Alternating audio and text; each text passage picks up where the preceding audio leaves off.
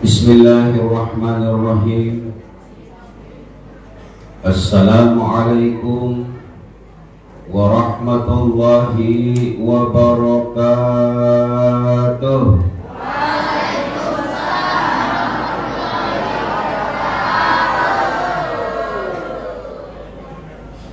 Assalamualaikum warahmatullahi wabarakatuh.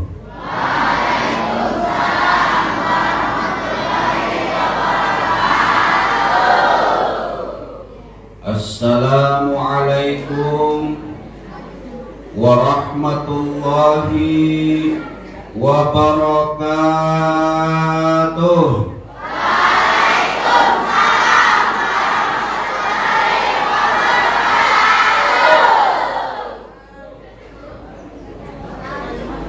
Alhamdulillahillazi arsala rasulahu bil huda wa dinil haqq liyudhhirahu 'ala dini kullih wa kafa billahi shahida. Asyhadu an la ilaha illallah wahdahu la syarika lahu wa asyhadu anna Muhammadan 'abduhu wa rasuluhu la nabiyya ba'da. Allahumma salli ala Muhammadin wa ala alihi wa sahbihi wa mawala amma ba'd. Qala Allah ta'ala fi kitabil karim, a'udzu billahi minasy syaithanir rajim. Ya ayyuhallazina amanu taqullaha haqqa tuqatih wa la tamutunna illa wa antum muslimun. Yang saya hormati Ibu Kepala Sekolah SMP Negeri 2 Gunung Kabur di Kampung Rancang, serta seluruh Bapak Ibu, Dewan Guru, staf pengajar, staf TU, dan seluruh karyawan, dan anak-anakku, siswa-siswi SMP Negeri 2 Gunung Kabur yang insya Allah sama-sama dirahmati Allah Subhanahu wa ta'ala.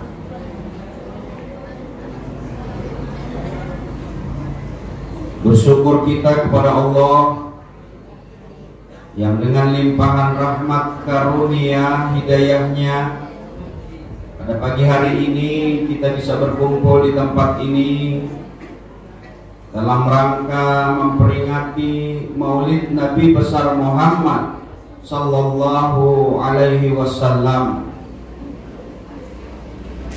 Mudah-mudahan dengan peringatan Maulid yang kita peringati pada hari ini ada hikmah, ada pelajaran, ada ibrah yang kita bawa pulang untuk kita jadikan oleh-oleh dari peringatan Maulid Nabi besar Muhammad sallallahu alaihi wasallam di tahun ini.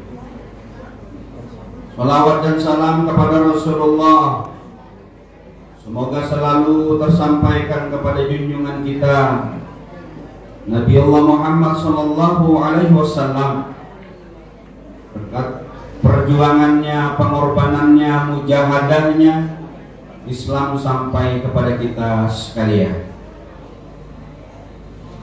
Bapak, Ibu, adik-adik, siswa-siswi SMP Negeri 2 Gunung Kabur yang insya Allah dirahmati Allah Subhanahu wa ta'ala. Yang di belakang bisa dengar saya? Jelas apa jelas? Ibu Kepala Sekolah minta untuk fokus dan konsentrasi, tidak lama kata beliau, 2 jam aja. Bisa? Sanggup?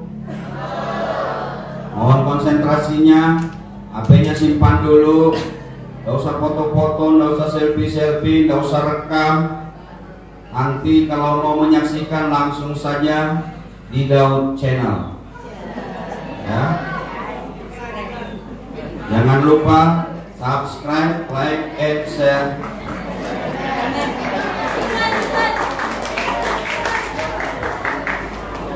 Saya tadi malam sudah menghubungi Pak Amin. Pak Amin, soundnya aman apa enggak? Aman bedanya. Makanya saya tes yang di belakang, jelas ya dengar saya. Karena saya ini tidak bisa maksimal teriaknya. Ini titik yang ke-9. Makanya suara kemarin sempat habis. Alhamdulillah ini mulai pulih lagi. Sementara nanti malam, besok dan malamnya lagi masih ada 3 titik. Mohon doanya mudah-mudahan bisa lancar. Majelis yang dirahmati Allah Subhanahu wa taala, peringatan Maulid Nabi besar Muhammad sallallahu alaihi wasallam yang kita peringati pada hari ini itu sudah berulang kali kita laksanakan. Sejak kita TK bahkan, lalu kita duduk di SD, sampai hari ini kita duduk di SMP. Bahkan nanti kalau umur panjang kita di SMA, lalu kemudian kita duduk di perguruan tinggi, sampai nanti kalian selesai mendapat pekerjaan, berkeluarga, bermasyarakat, lalu kemudian diperingati hal yang serupa. Sama. Cuma bedanya hari ini adalah kalian posisinya duduk sebagai siswa SMP Negeri 2 Gunung Kabu. Nah, kebiasaannya kalau peringatan Maulid seperti ini, gambaran untuk mengambil apa sesungguhnya dari Maulid itu masih tidak jelas, tidak gamblang, masih ngira-ngira, masih naksir-naksir. Ini peringatan Maulid, apa sesungguhnya dari peringatan Maulid? Nah, saya kepengen mengajak, nggak lama kita. Kalau ibu kepala sekolah minta 2 jam, saya cukup 1 jam aja. Ya. Ini jam 10 lewat, jam 9 lewat 20. Sanggup nanti kita berhenti di 10.20? Sanggup apa sanggup? Sanggup apa sanggup? Ya, insya Allah 60 menit ke depan. Mohon yang kepengen jawil-jawil, yang kepengen main-main, tahan dulu. Tidak lama, 60 menit aja. Itu pun kalau saya sanggup. Adik-adikku sekalian yang dirahmati Allah Subhanahu wa taala, maka peringatan Maulid seperti ini sudah terulang hampir setiap tahun. Intinya sama, sebagai bentuk kegembiraan dan kecintaan kita kepada kekasih Allah Nabiullah Muhammad sallallahu alaihi wasallam. Kenapa kita mesti peringati yang namanya Maulid? Kenapa mesti setiap tahun kita mengumpulkan dana, iuran, bahkan kita ketua panitia tadi uang saku? Bukan hanya sekedar untuk buat telur, bikin ketan, bendera, bukan itu. Tapi ada luapan kegembiraan yang kita rasakan dengan kehadirannya kekasih Allah Nabi Agung Muhammad sallallahu alaihi wasallam. Maka itu adalah bagian daripada kecintaan kita kepada Nabiullah Muhammad sallallahu alaihi wasallam.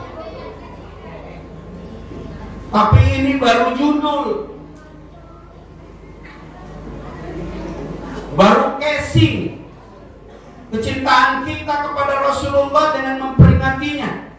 Tapi isinya, sinyalnya itu yang jauh lebih penting daripada sekedar casing. Casingnya hebat dia, mantap, mahal, tapi tidak bunyi HP-nya. Sinyalnya enggak ada. Kira-kira manfaat apa itu? Manfaat juga sekedar gaya-gayaan. Yang bagus itu casingnya bagus, sinyalnya kencang, dan isinya juga mantap. Itu yang kita harapkan. Siapa dia, Dek? Yang nyandar, dosen nyandar dulu. Baik. Maulid Nabi besar Muhammad SAW kita peringati hari ini adalah bentuk kecintaan kita kepada Nabiullah Muhammad SAW. Karena Rasul itu sangat cinta kepada kita umatnya Muhammad SAW.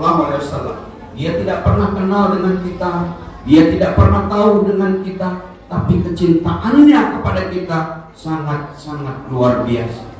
Lalu kemudian kenapa Rasulullah dijadikan contoh? Kenapa Rasulullah dijadikan qudwah? Karena alasan pertama yang pasti, Rasul itu manusia sama seperti kita. Manusia dijadikan contoh manusia, itu masuk akal. Tapi kalau yang lain lalu dijadikan contoh yang lain, itu yang berat. Rasulullah bukan malaikat, bukan pula jin, tapi manusia yang sama seperti kita. Kalau jin, Nabi kita itu orang bisa jadi semuanya beriman. Kenapa? Takut.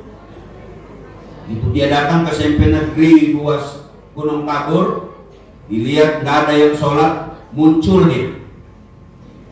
Muncul di tengah malam. Lalu kita ketemu dengan jin.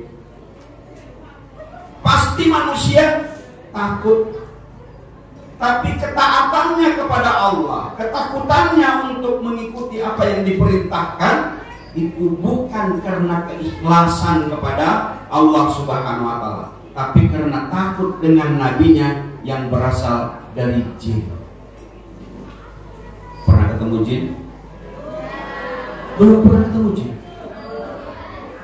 Serius? Yang di belakang pernah ketemu jin? Padahal di Banancak banyak jin. Ada yang pernah ketemu? Serius belum ya? Sama berarti.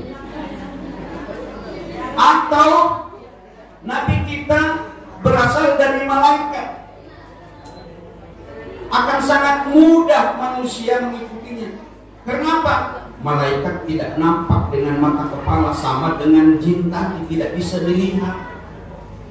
Tapi begitu dia menampakkan diri, maka akan membuat manusia rasa takut. Maka boleh jadi semua orang memungkinkan beriman. Tapi persoalannya, keimanan itu bukan dikarenakan takut, khawatir, cemas.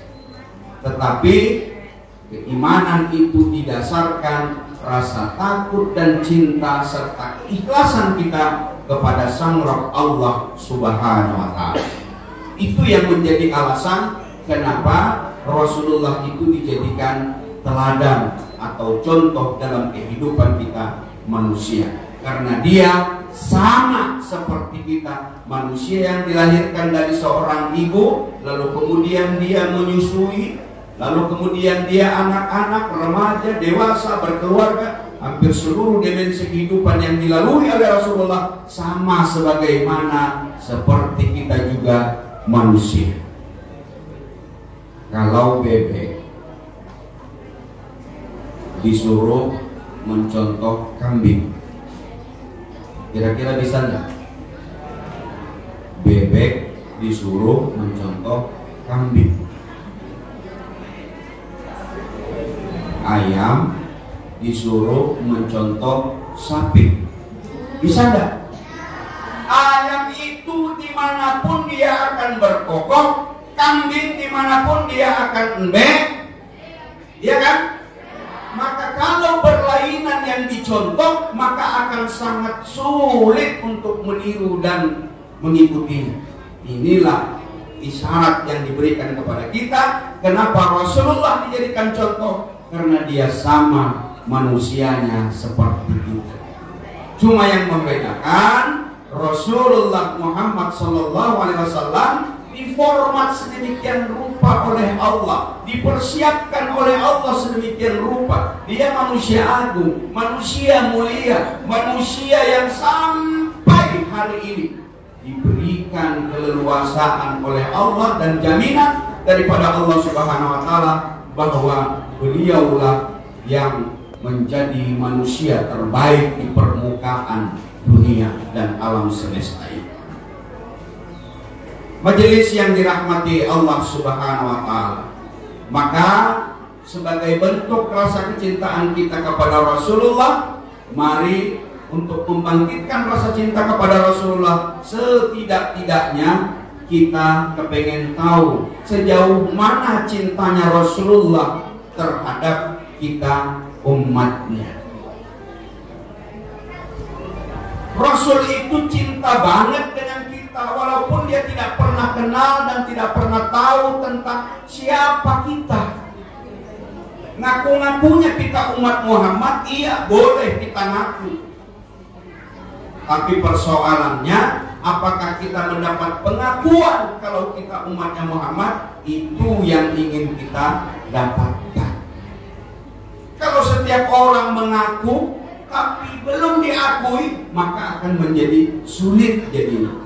Maka sebagai bagian daripada untuk mengambil hikmah peringatan Maulid Nabi pada hari ini, mari kita lihat bagaimana bentuk kecintaan, sampai di manakah rasa cinta Rasulullah kepada kita umatnya, umat Rasulullah Muhammad sallallahu alaihi wasallam.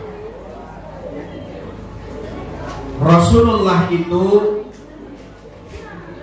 dibangun, diutus atas dasar akhlak yang dimiliki oleh beliau, sebagaimana diabadikan oleh Allah, laqad kana lakum fi rasulillahi uswatun hasanah.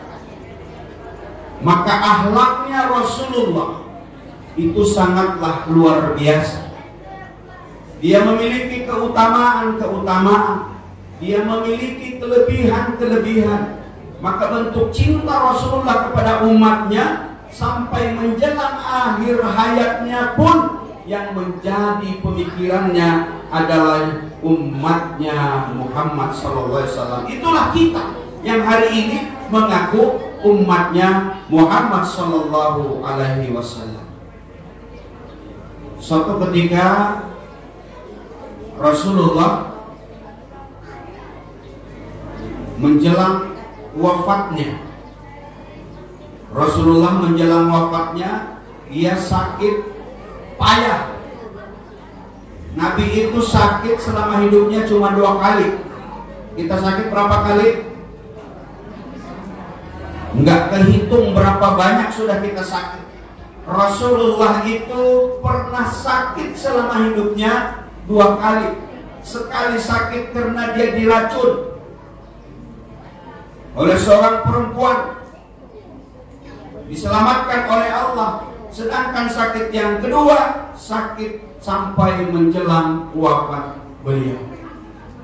Suatu hari menjelang wafat beliau dalam keadaan sakit payah, Bilal bin Rabah mengumandangkan azan subuh. Allahu Akbar, Allahu Akbar, Allahu Akbar. Azan subuh. As-salatu khairum minan naum. Selesai Bilal bin Rabah mengumandangkan azan subuh, ditunggu Rasulullah oleh para sahabat. Sahabat-sahabat setelah menyelesaikan sholat qobliyahnya sebelum subuh, Rasulullah tak kunjung datang, tak kunjung tiba di masjid. Para sahabat sudah menunggu dan menanti Rasulullah yang biasanya sebagai imam.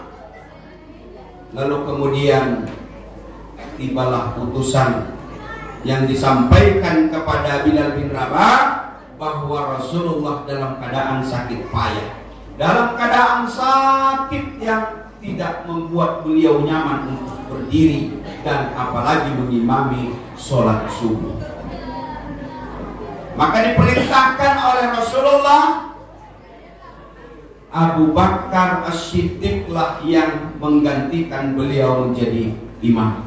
Disampaikan Bilal bin Rabah kepada Abu Bakar, "Ya Abu Bakar, kaulah yang menggantikan posisi Rasulullah untuk menjadi imam subuh ini." Tapi kata Abu Bakar, "Aku tidak mungkin menggantikan posisi Rasulullah untuk menjadi imam selagi beliau hidup."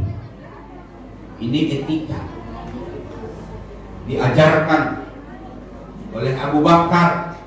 Tidak nyaman kalau dia menggantikan, tapi persoalannya Rasulullah dalam keadaan sakit payah, menangis para sahabat. Kenapa? Karena ada tanda-tanda yang dirasakan oleh para sahabat. Rasulullah ini sebentar lagi akan wafat. Sebentar lagi akan wafat.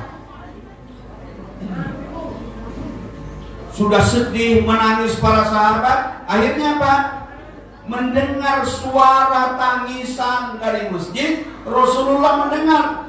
Ada apa di masjid? Coba tengok, kata Rasulullah kepada Fatimah, anaknya. Begitu ditengok, para sahabat sedih, menangis. Sholat subuh belum dimulai. Akhirnya apa? Mendengar seperti itu, Rasulullah dipapah menuju masjid dalam keadaan sakit payahnya, karena mendengar sahabat menangis, sedih karena tidak diimami oleh beliau. Dipapahlah menuju masjid. Begitu Rasulullah sampai di masjid, mulailah Rasulullah mengimami sholat subuh.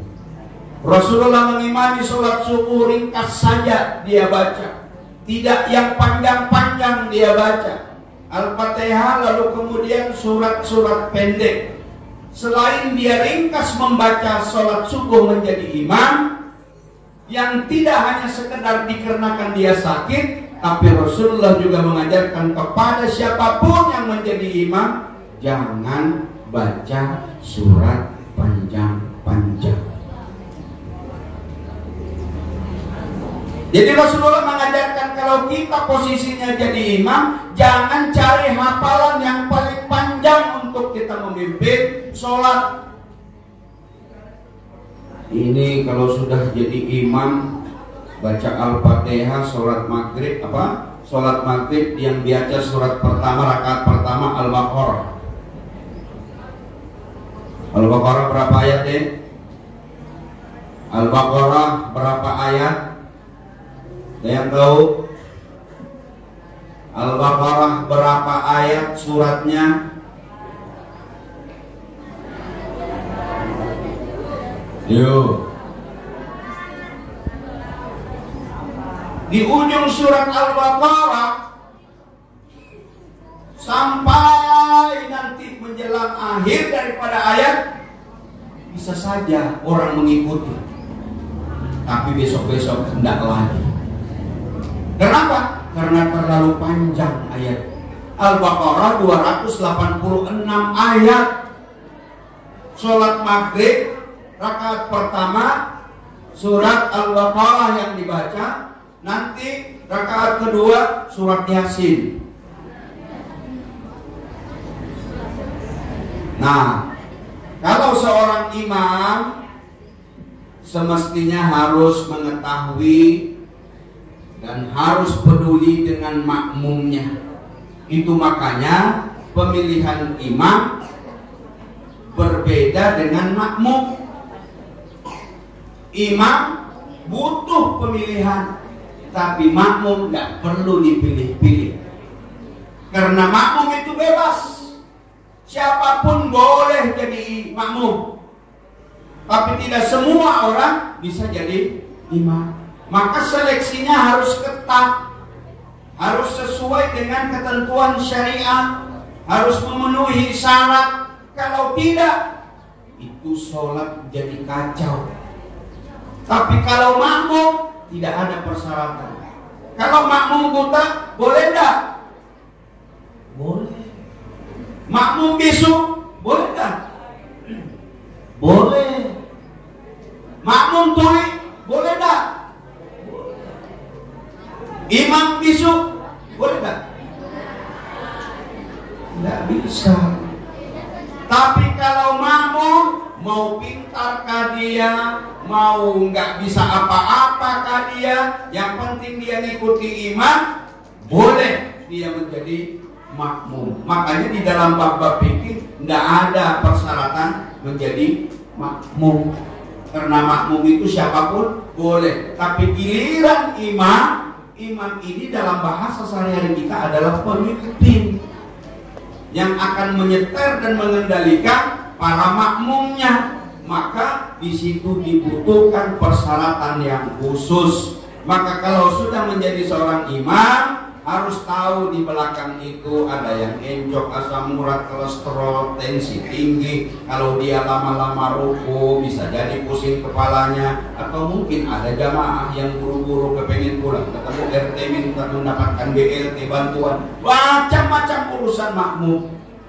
Makanya disitulah si imam harus tahu mengkondisikan, jangan sampai baca yang panjang-panjang. Paham sampai di sini adik-adik? Paham? Begitu selesai sholat subuh, Rasulullah meringkaskan sholatnya. Pertama tadi dikarenakan beliau memang sakit, lalu kemudian juga mengajarkan kepada imam, kepada seluruh imam dan kepada kita tentunya, untuk bagaimana bisa mengkondisikan ketika memimpin sholat untuk tidak semaunya membaca surat-surat yang panjang. Tapi jangan juga kalau kita yang jadi imam, karena disyaratkan kita membaca yang pendek-pendek, kita akhirnya apa? Selalu menggunakan surat-surat langganan. Tahu surat-surat langganan? Surat langganan yang biasa dibaca oleh kita saking pendeknya cukup kul-kulan. Qul ya ayyuhal kafirun,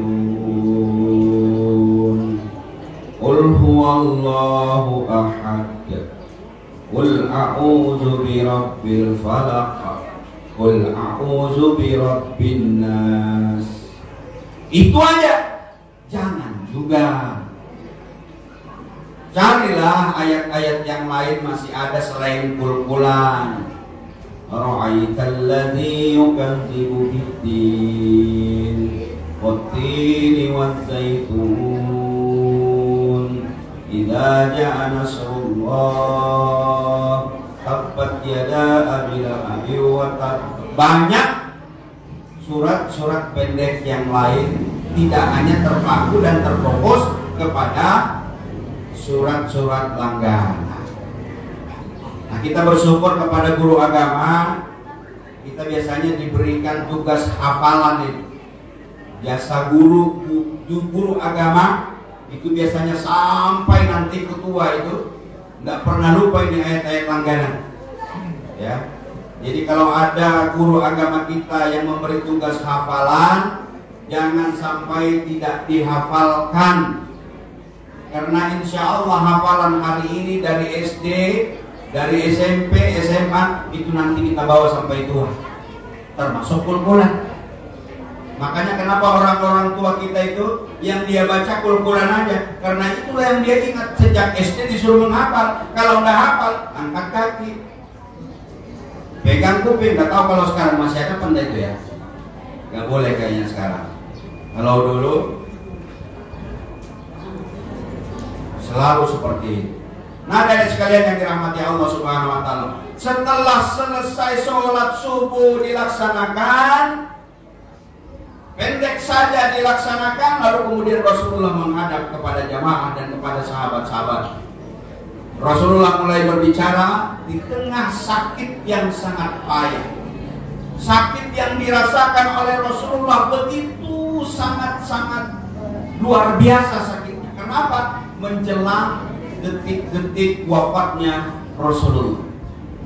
Lalu Rasulullah mengumumkan kepada sahabatku sekalian, jika selama hidup saya, jika selama kita bergaul, jika selama kita berteman, lalu kemudian ada di antara kalian yang pernah tersakiti olehku, atau mungkin boleh jadi ada yang punya hutang kepadaku. Bukan hutang kepadaku, maksudnya Rasulullah berhutang.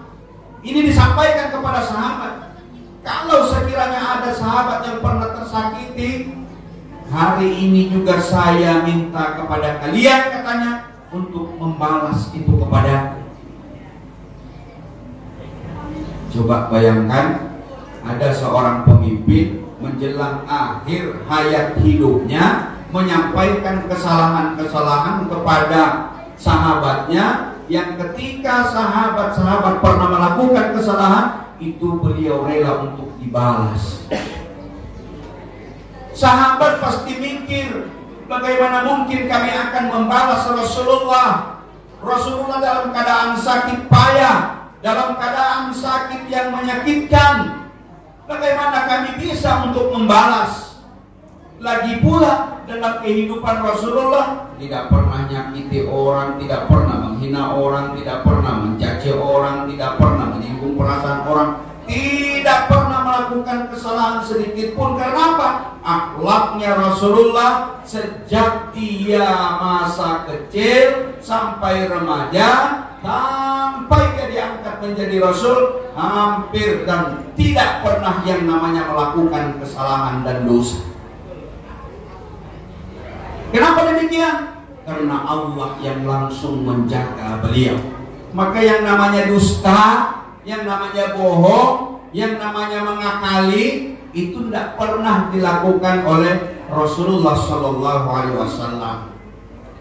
Sejak kecil dia sudah terbina, tertarbiyah. Siapa yang membina beliau? Allah Subhanahu wa Ta'ala. Maka Rasulullah sejak dia remaja sudah diberikan julukan gelar Al-Amin. Rasulullah terpelihara akhlaknya, kebaikannya. Seluruh semenanjung Arabia kenal dengan siapa Rasulullah Muhammad SAW jauh sebelum Rasulullah diangkat menjadi Nabi. Tapi orang sudah tahu dengan sifatnya, dengan sikapnya, dengan pergaulannya, dengan apa yang dilakukan oleh Rasulullah. Itu kenal orang Arab semuanya bahwa ini adalah anak-anak yang baik, anak-anak yang santun, anak-anak yang selalu mengedepankan akhlak dan moral serta karakternya yang benar-benar tertarbiyah, terbina. Siapa yang membina? Siapa yang mentarbiyah? Allah Subhanahu wa Ta'ala. Makanya di usia masa kecil ketika bermain-main dengan saudara sesusuannya, Rasulullah itu didatangi oleh 2 orang malaikat. Datang 2 orang malaikat lalu mengangkat beliau ke satu batu, dibelah dadanya. Dicuci hatinya oleh kedua malaikat. Sampai-sampai saudara sesusuannya lapor kepada ibunda. Takut kenapa saudaranya Muhammad itu ada yang mau membunuh. Pulang dia buru-buru menyampaikan kepada siapa? Ibunda Halimatus Sya'diyah, ibu sesusuannya, ibunda yang menyusukan beliau. Pada saat itu dia bermain dengan saudara sesusuannya, datang kedua malaikat untuk membelah dadanya. Dengan panik, rasa takut, saudara sesusuannya menyampaikan kepada ibunda Halimatus Sya'diyah bahwa ada 2 orang yang ingin membunuh saudaraku, kata saudara sesusuannya. Maka khawatir sang bunda, khawatir sang ayah. Lalu kemudian didatangi di tempat di mana tadi dibelah dadanya. Ternyata Rasulullah main-main sebagaimana seperti biasa, tidak ada tanda apapun, hanya sekedar waktu dilihat oleh saudara susuannya dia dibelah dadanya. Itu peristiwa yang sangat menakjubkan, yang bagian daripada mukjizat yang dimiliki oleh Rasulullah Muhammad SAW. Kenapa mesti dibersihkan? Dibersihkan hatinya Rasulullah dari syahwat, dari godaan, dari bujukan, dari godaan dunia. dibersihkan sehingga Rasulullah yang namanya bisikan dan godaan itu sudah tidak lagi dapat iblis setan menggodanya karena sudah dibersihkan oleh malaikat. Nah, adik-adikku sekalian yang dirahmati Allah Subhanahu wa taala, setelah mengumumkan kepada para sahabat, jika ada yang pernah saya sakiti, ada yang terluka oleh perkataan saya, atau mungkin saya pernah meminjam sesuatu kepada sahabat, tolong katakan hari ini sebelum saya wafat. Sahabat terdiam, hening semua keadaan. Bagaimana mungkin? Ini sahabat yang baik, Rasul yang mulia, yang tidak pernah melakukan kesalahan, tidak pernah melakukan pelanggaran dosa. Bagaimana mungkin kalau kita ingin membalas, tidak ada yang dibalas terhadap kesalahan apapun, karena memang tidak pernah dilakukan oleh Rasulullah Shallallahu Alaihi Wasallam. Tapi di tengah-tengah sahabat sedang hening, sedang dalam keadaan haru, tiba-tiba ada sahabat yang mengacungkan tangan. Sahabat ini acung tangan, "Ya Rasulullah, saya pernah engkau sakiti. Di saat perang, engkau cambuk punggung belakangku. Entah Rasulullah sengaja atau tidak, tapi yang jelas karena Rasulullah ingin minta balasan, saya juga hari ini ingin membalas Tuhan." Sahabat itu langsung gerikitan melihat sikapnya Ukasyah, nama sahabat ini, yang ingin membalas daripada cambukan yang pernah dia tercambuk saat peperangan. "Baik Ukasyah, kalau engkau ingin membalas apa yang pernah aku lakukan kepadamu, baik." Diambillah cambuk, lalu kemudian cambuk ini diserahkan kepada Ukasyah. Cambuk sudah dipegang oleh Ukasyah. Apalagi kata Ukasyah, "Ya Tuhan, saya ketika tercambuk tidak memakai baju. Terus kenapa? Kalau saya tercambuk waktu itu tidak memakai baju, maka saya juga kepengen Tuhan buka baju." Jadi ini sahabat makin penuh dengan tanda tanya, berasa sesuatu yang tidak nyaman dengan perlakuan sahabat bernama Ukasyah yang tega-teganya ingin memperlakukan balas dendam kepada Rasulullah. Manusia agung, manusia baik, hanya sekedar kena pecutan kuda, tercambuklah punggung belakangnya, lalu kemudian dia ingin membalas pada waktu itu juga. Tapi apa yang terjadi adik-adikku sekalian? Begitu Rasulullah sudah siap, akhirnya Rasul pun membuka bajunya. Dibuka baju Rasulullah, terlihat kulit yang agung, kulit yang mulia. Sebelum Ukasyah maju ke depan untuk mencambuk Rasulullah, berdiri satu persatu sahabat ingin membela Rasulullah. Umar, Utsman, Abu Bakar terlebih dahulu berdiri ke depan. "Ya Rasulullah, jangan engkau yang merasakan cambuk Ukasyah, tapi biar aku yang merasakan cambuk itu." Jadi sahabat saking cintanya kepada Rasulullah, "Jangan aku, jangan engkau," katanya, "biar aku yang merasakan cambuk ini." Apa kata Rasulullah? "Abu Bakar, aku tahu besarnya cintamu kepada aku, tapi ini cambuk urusan aku dengan Ukasyah. Kau duduklah."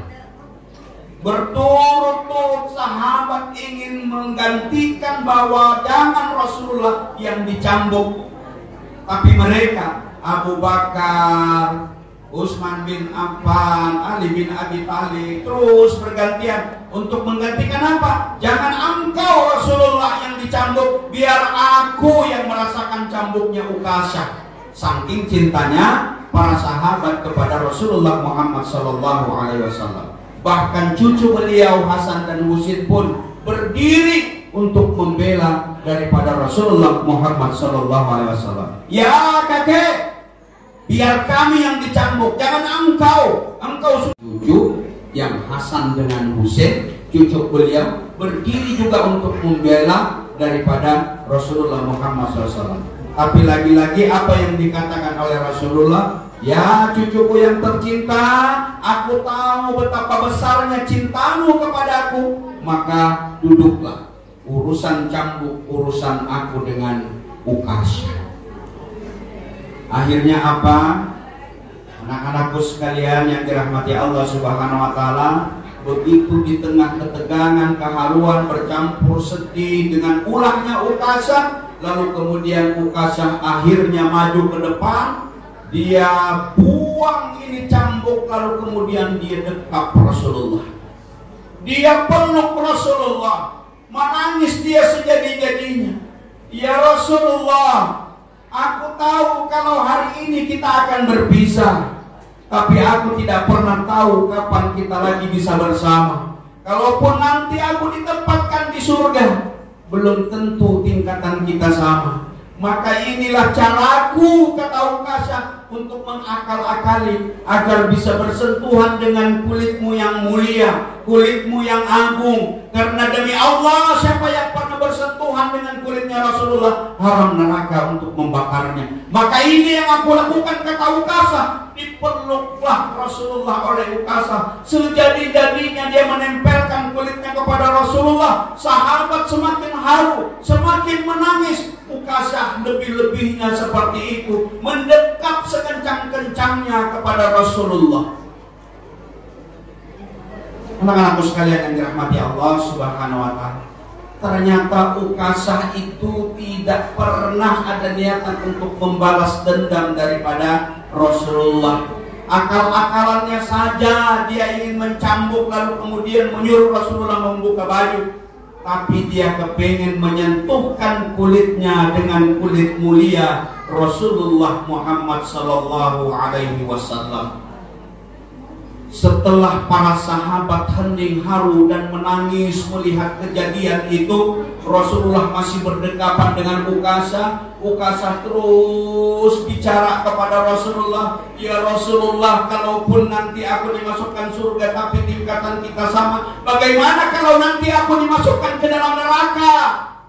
Tentu kita tidak pernah bertemu lagi, kata Ukasha. Sedih sejadi-jadinya Ukasha. Sahabat pun seperti itu juga, merasa sedih.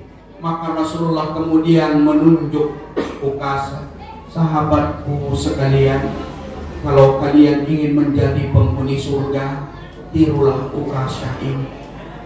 Beliau menunjuk Ukasha, kalau kalian ingin menjadi penghuni surga, kata Rasulullah, ikuti jejaknya daripada Ukasha. Begitu cintanya kepadaku, begitu sayangnya kepadaku. Sekalipun dia berbohong untuk membalas dendam cambukannya, tapi ternyata hanya sekedar akal-akalannya untuk bisa memeluk dan menyentuhkan kulitku dengan kulitnya. Contoh beliau ini manusia yang jelas-jelas cintanya luar biasa kepada diriku. Adik-adik sekalian yang dirahmati Allah Subhanahu wa taala, begitulah kecintaan para sahabat, kecintaan Rasulullah kepada para sahabat. Jadi tidak saling menyakiti, tidak saling menyudutkan, semuanya ruhama bainahum. Kasih sayangnya itu sangat luar biasa. Nah, maka kita berkumpul dalam komunitas lembaga sekolah seperti ini. Apakah kita sebagai guru, apakah kita sebagai staf TU, apakah kita sebagai murid-murid atau siswa-siswa, bangun kecintaan berkumpul kita dikarenakan Allah Subhanahu wa taala. Kalau kita berteman didasarkan cinta karena Allah, maka berpisahnya pun juga karena Allah. Insya Allah itu akan mengikat rasa yang tidak berbatas sampai kapanpun, dan bagaimanapun keadaannya tetap terikat rasa kasih sayang dan cinta kita kepada sesama. Itulah yang diajarkan daripada Rasulullah Muhammad Sallallahu Alaihi Wasallam. Dan saat seperti itu semakin payah Rasulullah. Setelah Rasulullah selesai dari masjid, akhirnya Rasulullah pulang ke rumah. Tahukah kita begitu pulang ke rumah, datang malaikat Israel, malaikat maut yang berbentuk manusia, lalu kemudian mengetok di depan rumah. Anak tercinta Fatimah yang membukakan pintu daripada orang yang mengetok tadi. Maaf, ayahku dalam keadaan sakit payah tidak menerima tamu. Tapi apa kata malaikat maut ini? Katakan aku yang akan datang. Begitu aja dia ngomong. Fatimah gemetarnya luar biasa mendengar sahutan orang ini. Disampaikan kepada baginda, ya ayahanda, ada orang ingin menemuimu. Tidak menyebutkan nama, cuma dia berkata, aku akan datang. Rasulullah tersenyum kepada Fatimah. Fatimah, bukakan pintu dan suruh dia masuk. Dan tahukah engkau siapa dia? Dialah yang memutus kelezatan dunia. Dialah yang menghabiskan syahwat dunia. Itulah malaikat maut, kata Rasulullah. Rasulullah itu tahu kalau yang datang itu adalah penyabut nyawa. Disuruhlah masuk, masuklah malaikat maut, lalu kemudian menanyakan mana malaikat Jibril. Lalu kemudian malaikat Jibril pun juga datang. Di saat-saat sakaratul maut Rasulullah, sakaratul maut tahu deh apa? Sakaratul maut apa? Apa? Sakaratul maut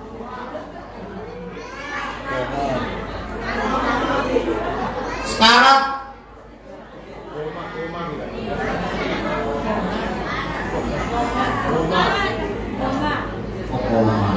Ini tidak koma lagi, sudah bertitik. Jadi itu sakaratul maut, kata Rasulullah, sakitnya luar biasa. Mati itu berpisahnya roh dengan jasad. Roh yang ada di dalam tubuh kita ini tidak pernah mati. Karena dia masih ada di jasad, itulah yang menyebabkan kita bisa berpikir, kita bisa sekolah, kita bisa bermain, kita bisa bergerak, kita bisa melakukan aktivitas, karena ada roh di dalam jasad kita. Nah, ketika mati, jasad ditinggalkan oleh roh. Roh inilah yang dicabut oleh malaikat maut. Saat-saat menjelang malaikat maut mencabut roh, itulah disebut dengan sakaratul maut. Dan sakitnya sakaratul maut itu, kata Rasulullah, sekurang-kurangnya hampir sama dengan 300 kali bacokan pedang. Itu makanya kalau ada orang meninggal, matanya langsung ke atas, lidahnya menjulur keluar. Kenapa? Malaikat itu gergetan menarik, ditarik sekuat-kuatnya. Kata Rasulullah, sekurang-kurangnya rasa sakit itu seperti 300 kali bacokan pedang. Namun kita tercucuk duri sedikit saja, mengis. Ya? Itu baru kecucuk. Ini 300 kali bacokan pedang. Makanya kita selalu melazimkan doa, Allahumma hawwin alaina fi syaraqatil maut. Ketemu doa ini, kalau bisa ulang lagi, Allahumma hawwin alaina fi syaraqatil maut, Allahumma hawwin alaina fi syaraqatil maut, agar kita dimudahkan proses yang namanya sakaratul maut. Begitu malaikat maut menanyakan apakah sudah siap, Rasulullah pun menyatakan siap. Itu bedanya kita dengan Rasul. Kalau Rasulullah ingin meninggal dunia atau wafat, ditanya dulu oleh malaikat maut, siap apa sudah? Kalau kata Rasulullah belum, maka tidak dicabut. Nah, urusannya kita, begitu malaikat maut yang datang berkali-kali setiap hari. Dalam riwayat tidak satu kali sehari menemui kita setiap hari. Artinya begitu kita belajar, begitu kita di jalan, begitu kita di toilet, begitu kita bolos, begitu kita macam-macam pekerjaan kita, itu malaikat maut selalu datang itu. Oh, belum waktunya ini, belum waktunya ini, belum waktunya itu. Tapi yang pasti dia selalu mengintai. Makanya mati itu tidak menunggu lulus SMP. Enggak. Atau mati itu menunggu kita tobat. Enggak. Menunggu kita tua. Tidak. Setiap saat mati itu selalu mengintai. Begitu Rasulullah mengatakan kepada malaikat maut siap, maka di saat yang bersamaan malaikat maut pun menarik yang namanya ruh Rasulullah dari lutut naik ke pusat, naik ke dada, naik terus ke kepala. Pada saat keluar roh itu, Fatimah mendekatkan telinganya ke bibir Rasulullah. Apa yang diucapkan terakhir menjelang wafat Rasulullah?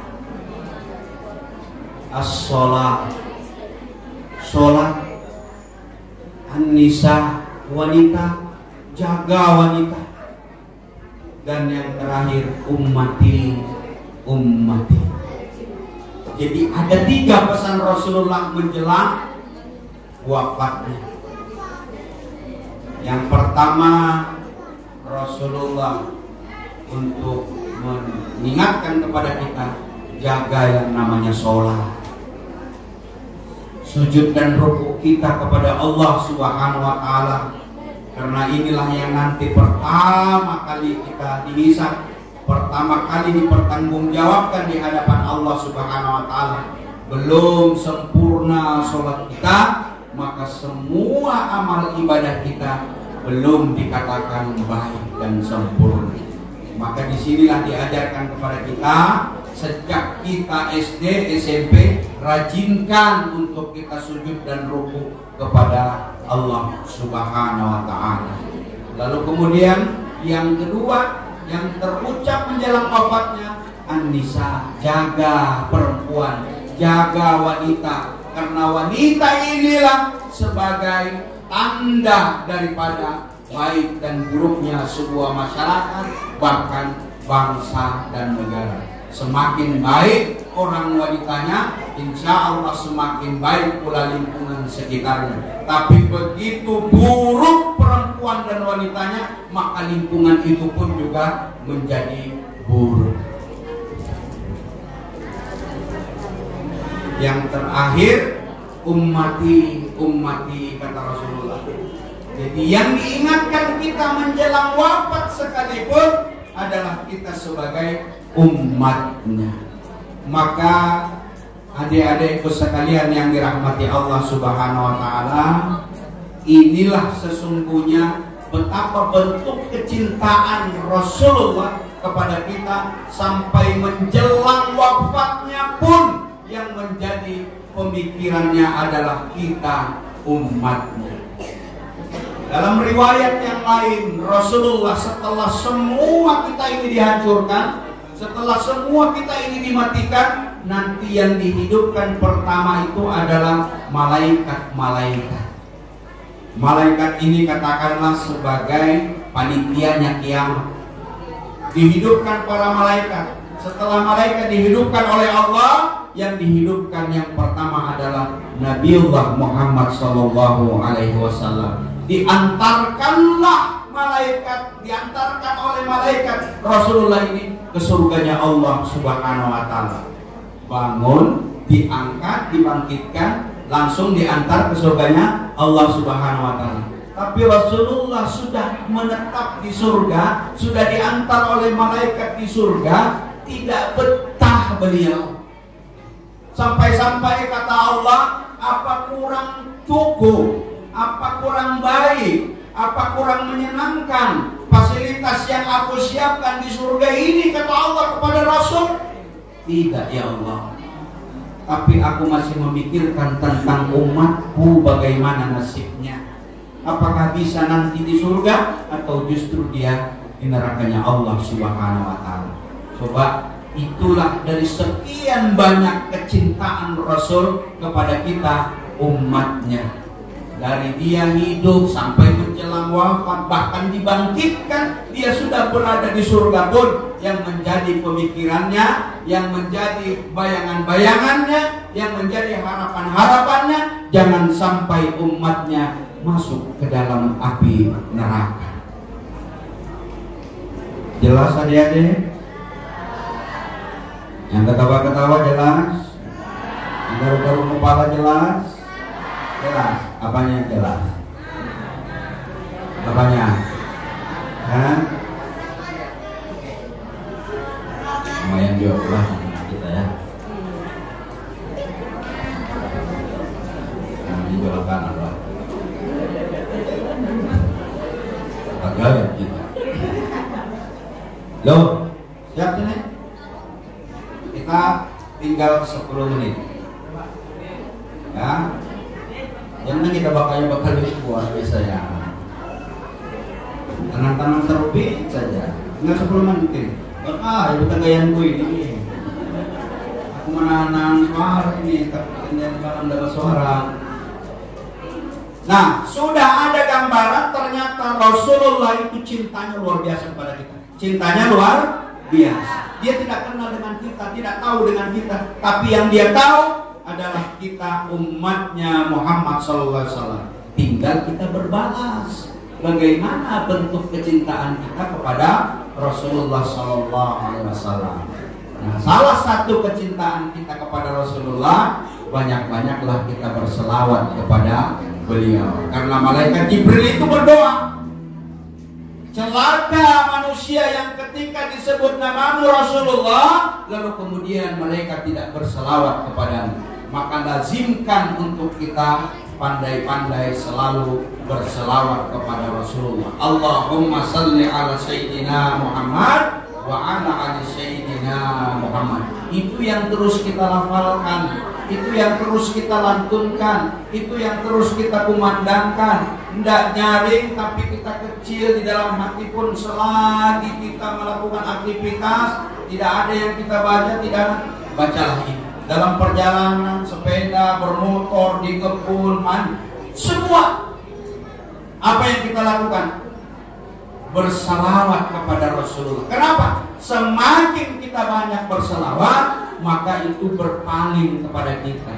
Setiap satu kali salawat yang kita ucapkan diberikan ganjaran 10 kebaikan, digugurkan 10 dosa, dan 10 kali diangkat derajat kita.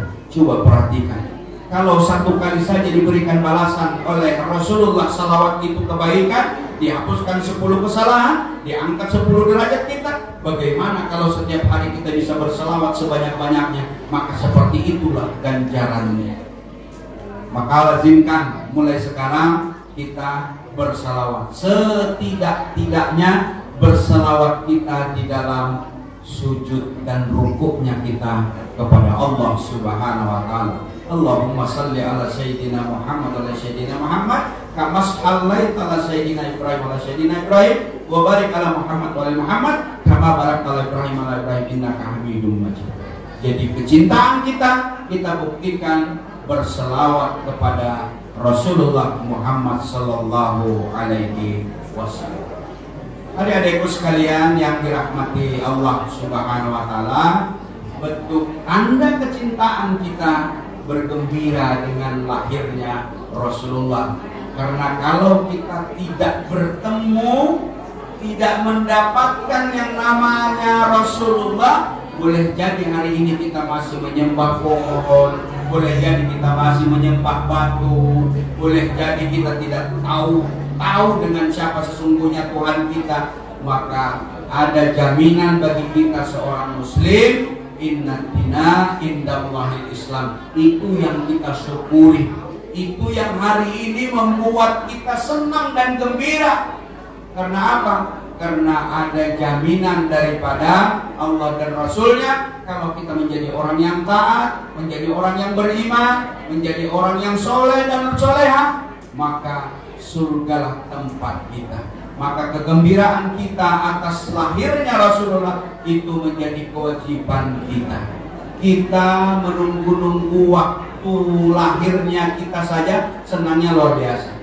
Tadi Ibu Kepala Sekolah sudah menyampaikan, kalau sudah waktu lahir kita tanggalnya, walaupun kadang-kala kita salah persepsi dalam menafsirkan memperingati hari lahir kita, diceprokin telur lah, dikasih tepung lah, dikasih air lumpur lah, itu juga salah dan keliru. Bukan begitu surprise-nya. Berikan yang menggembirakan, jangan menyakiti. Lumpur, telur buntu ditaruhkan di kepala, tepung memburam di muka, tidak menggambarkan etika yang baik. Islam mengajarkan kumpul baik-baik, undang Ustaz Daud, channel bisa live streaming, baca doa, ya Allah ya Rabbi, umurku yang ke-16 ini panjangkan umurku, jadikan aku wanita yang soleha, jadikanlah aku anak yang berbakti kepada orang tua, sukseskan masa depanku, tambahkan rezekiku, berikan keberkahan hidupku. Begitu. Jangan kalau telur untuk tepung diamburkan di kepala. Berdoa, bentuk kesyukuran kita itu minta bahwa Allah itu masih memberikan umur panjang kepada kita. Maka syukuri umur yang panjang itu. Jangan justru kita lakukan hal-hal yang tidak benar, salah. Itu tradisi yang salah kita ikuti. Orang katanya disurprise tapi orang ngerti, nggak nyaman, jadinya kepengen bahagia di hari lahirnya, tapi buntu. Kamu bahagia pun telur buntu. Nah ini adik-adikku sekalian, jika ada yang hari lahirnya, tolong boleh aja sebagai bentuk rasa syukur kita, peringati, baca doa, minta kepada Allah, ya Allah, Engkau telah panjangkan umur hari ini, panjangkan terus. Walaupun hakikatnya bukan panjang, semakin memendek. Umur kita dengan angka 16 ke 17, 17 ke 20, 20 ke 30 terus dan menerus, itu sebenarnya bukan panjang, tapi semakin memendek jatahnya. Nah, kayak kami yang tua-tua ini kan, kita sangka makin muda, makin habis kita ini Pak, ternyata tua sudah 50, 51, 52. Mustahil 50 tahun lagi kita hidup, mustahil. 10 tahun aja alhamdulillah. Kemana teman-teman kita yang dulu seumuran sudah lebih duluan dari kita. Maka mensyukuri nikmat umur, berdoa kepada Allah Subhanahu wa ta'ala. Adik-adikku sekalian yang dirahmati Allah Subhanahu wa ta'ala, bukti kecintaan Rasul kepada kita, dan kita buktikan rasa cinta kita kepada Rasulullah Muhammad SAW. Lalu yang terakhir, halo, yang terakhir nih, wujudkan rasa cinta kepada Rasul itu untuk meneladani apa yang ada di tema kita, akhlaknya, akidahnya, ibadahnya. Kalau akidahnya jelas, akidah yang dibawa oleh Rasulullah itu bagaimana kita yakin bahwa tiada Tuhan selain Allah. Sering kita diajarkan dengan kalimat tauhid, la ilaha illallah, la ilaha illallah. Kencang-kencang.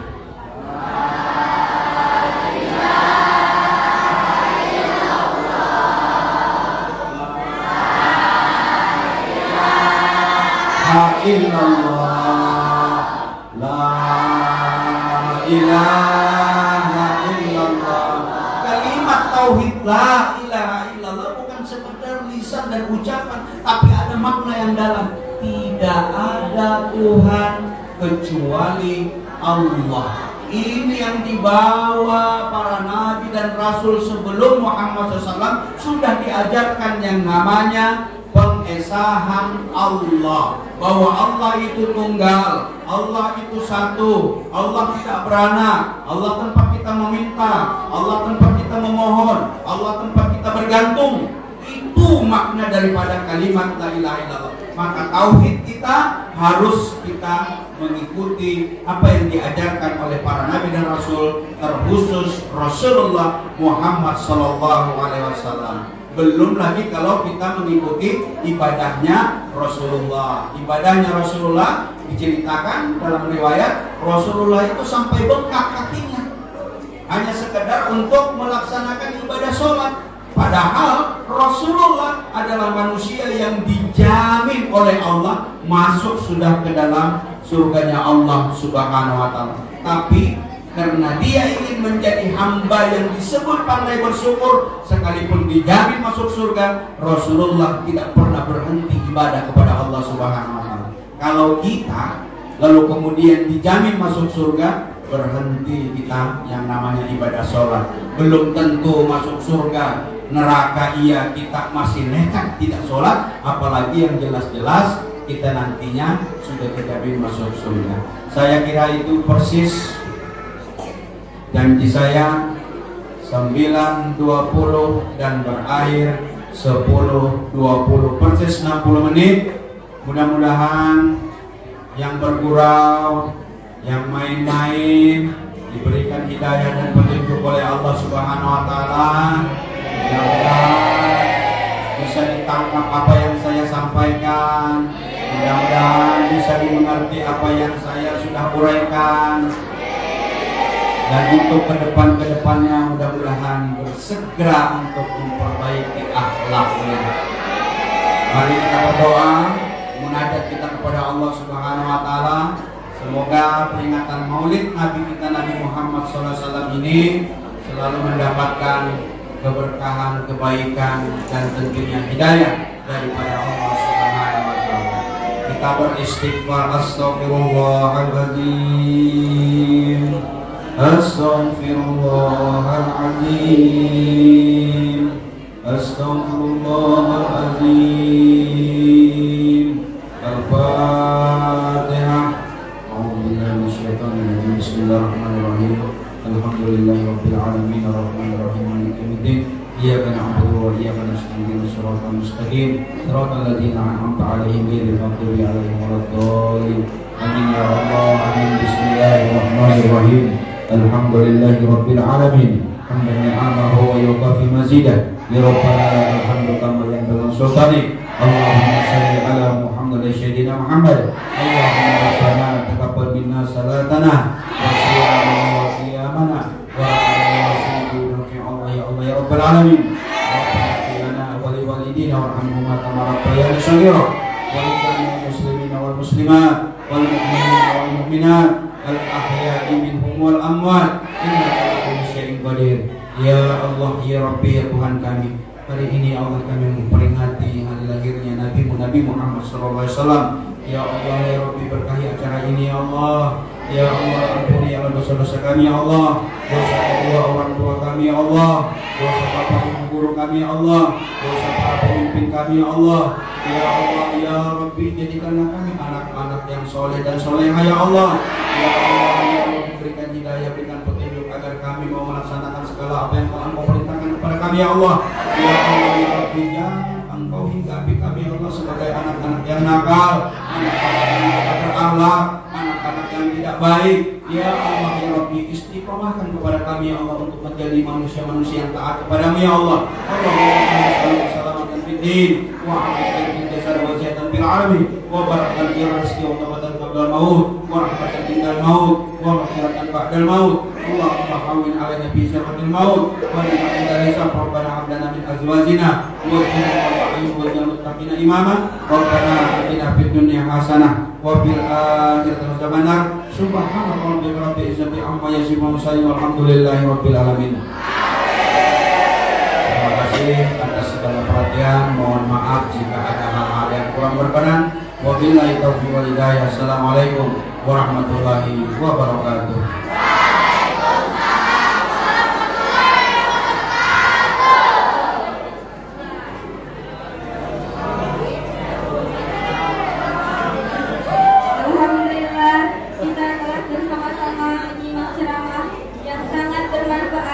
Demi meningkatkan iman kita kepada Rasulullah Sallallahu Alaihi Wasallam. Kita